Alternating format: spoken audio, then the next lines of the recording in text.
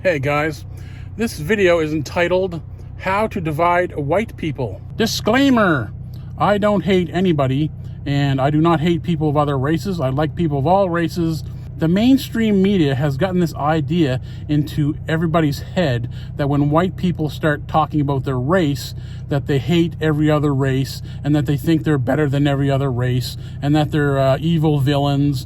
And, negative branding. They just put a bunch of negative labels on white people who start talking about their race. Because the people who own the mainstream media are anti-white racists, and they're constantly putting a negative brand on white people. So, you're going to have to break out of your brainwashing for this video and realize, yeah, I'm going to talk about white people, my race, but it doesn't mean I'm an evil villain. It doesn't mean I'm bad. It doesn't mean I hate people of other races. It doesn't mean any of that stuff that the mainstream media says. I'm none of their negative branding labels. I'm just discussing my race and the issues I see with it. So how to divide white people. White people have always been a global minority, but have always built successful civilizations. This didn't sit well with the anti-white racists. And over the last century, the smoldering embers of anti-white resentment have been successfully stoked by the people who own the mainstream media, which have convinced all the other races of the world that despite all their differences, that they are united as one makeshift race merely because they are not white. This new term, people of color, is the term to label all the races into one new race and exclude white people. Now, this new term, people of color, basically, I think the people who control the world, the elites, they want to create a world where all the races are mixed together. So instead of there being separate individual races like black people, white people, Asian people, Hispanic people, Arab people, Indians, they want all the races to mix. So what they did, they came up with this new term that never existed before, people of color, and they took all the races of the world except white people, and they said, oh, you're not black now, you're not Asian, you're not Indian, you're not Arab, you're a person of color, and you're all one race now. And this is a way to race mix the whole world, and this is what they want to do. It's up to you guys if you want to do that. I don't know. Do you see any value in preserving all the races separately? Just sort of like you preserve all the different animal species separately. It doesn't mean that you hate any of the other animals because you're preserving one animal. And no, I'm not calling people animals, so don't jump to conclusions and don't assume anything unless I say it. We have been told there is no such thing as white people, while at the same time being told we abused the rest of the non-white races and dominated the world. So whites must never be allowed to think of themselves as a group again, because they will start abusing and dominating the world again, according to the people who own the mainstream media. And what has to be one of the world's most successful propaganda campaigns, the whole non-white world has been successfully turned against whites. Like I said, that people of color label sort of puts all the races of the world into one group and excludes white people. Even more impressively, half of the white world has been turned against the other half. As all white countries are becoming race-mixed countries, and whites are becoming a minority in their own territories, and white women are being encouraged to not have children or to abort their babies in the womb or to cohabitate with a man of another tribe, the people who control the media always show a blonde white woman with a man of another tribe. The people who own the mainstream media are anti-white racists. Keeping whites divided from one another will remain a tactical necessity until it's far too late for white people to stop the tidal wave that's ready to drown them. Ooh, tidal wave. Divide and conquer is the oldest political trick in the book because it is the most effective. What has seemed to escape everyone's notice is that as the West burns, whites have been played like fiddles against one another. Their differences, no matter how microscopic, have been magnified and used to distract white people from ever noticing that the world is one big prison yard and the rest of the inmates are running towards them with knives. There are countless ways to divide white people. If you were determined to get them at each other's throats in order to rob them of power and influence, here are some great fault lines to exploit. Young versus old. Don't let them ever focus on the fact that they are different iterations of the same breed. Instead, hammer away at the notion that they are different generations and pretend that these different generations have scientifically verifiable goalposts. Imbue the young ones with simmering hostility towards the elders. Okay, boomer.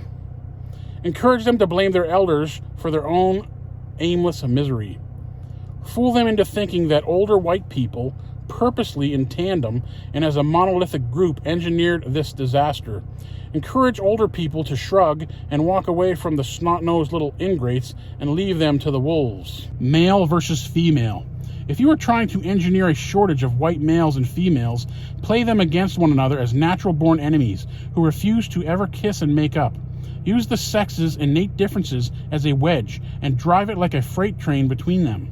Encourage women to think that they don't ever need no man, no how, no way.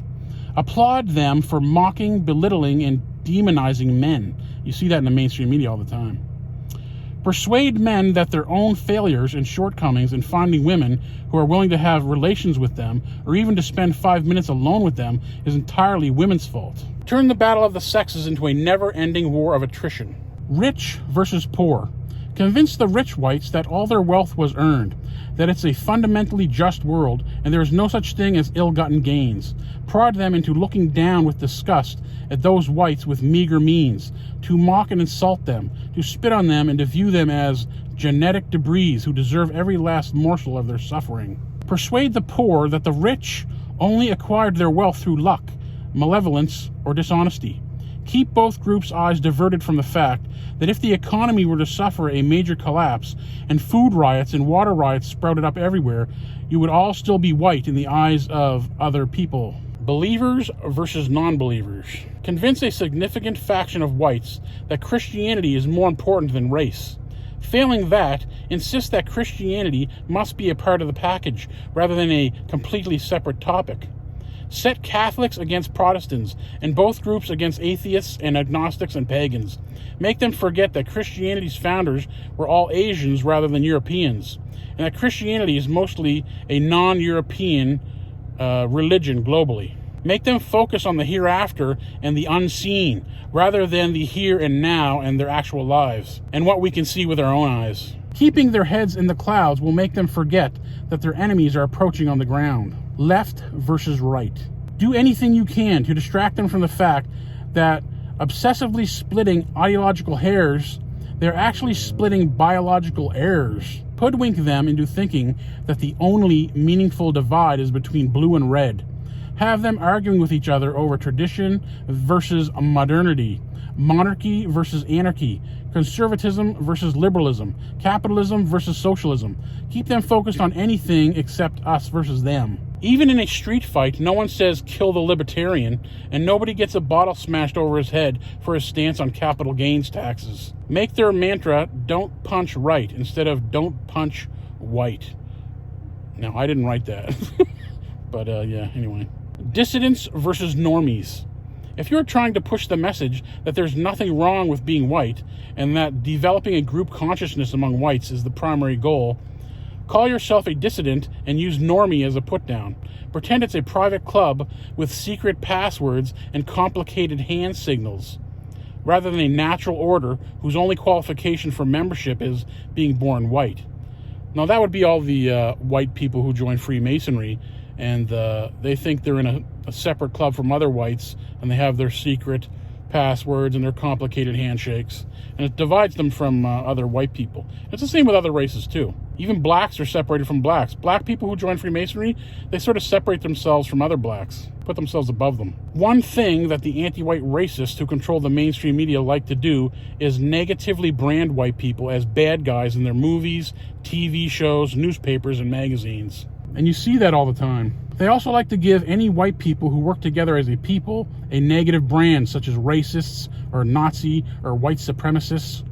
This is to encourage white people not to work together as a people, because they're making it seem like if you do that, if you have a group identity, you're immoral or you're bad or you're evil. And that's not true. Every other race in the world, they have a group identity, right? They think of themselves as themselves, their individual identity, but they also think of themselves in terms of their group identity, their race, and nobody has a problem with that. And I don't have a problem with that.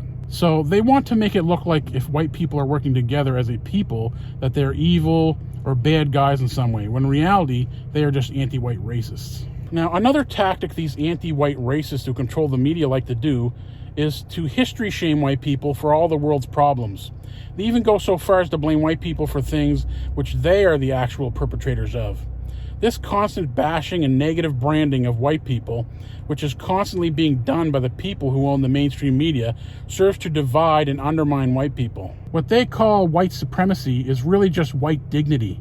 The dignity of a homeland, the dignity of cultural integrity, the dignity of communal pride. When they say they want to smash white supremacy, it means they want to destroy your dignity as a people and humiliate you. So what do you guys think about what I just read? Like I said, I'd like to, again, point out, when white people are talking about having a group identity, don't confuse that with hating other races or thinking they're better than other races, or they want to like hurt other people or dominate other people or enslave other people, or any of that negative stuff that you see in Hollywood movies. I honestly think Hollywood movies, they're purposely trying to make white people look evil. And I mean, you know, they can write those scripts any way they want.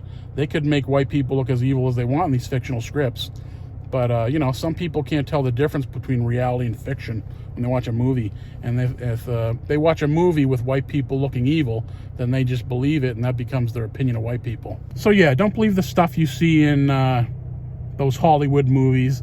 Because really, the people who own Hollywood and the mainstream media, they actually they hate white people. And they're constantly slandering white people with negative propaganda and negative branding. Basically, white people are being defamed by the people who own the mainstream media in Hollywood. It's like, you know, white people need a defamation league of their own. You know, certain people are always saying that they're being defamed and they have a defamation league. White people are the actual ones who are being defamed constantly in the media that they control, in slandered, and basically just given negative branding and made to look evil, bad, and just all negative things that people hate and what people don't want to be a part of. So really, they're just talking trash about white people, and they're trying to convince all the other races that there's nothing good about white people, and white people are evil, and white people are, you know, racists, or white people are Nazis or supremacists, or think they're better than everybody else, or they want to enslave people, or they're greedy, or whatever. It's just 100% all negative things they put in their movies and their TVs and stuff about white people. And I mean, let's get real. You know, white people are a complex group of people. We're not just one thing. We're not a bunch of evil Hollywood villain characters. It's bullshit. So yeah, I'm just I thought I'd make a video about this. This isn't all about my channel's about. You know, I make a video about this, you know, once in a blue moon. So I thought I'd make another video about it.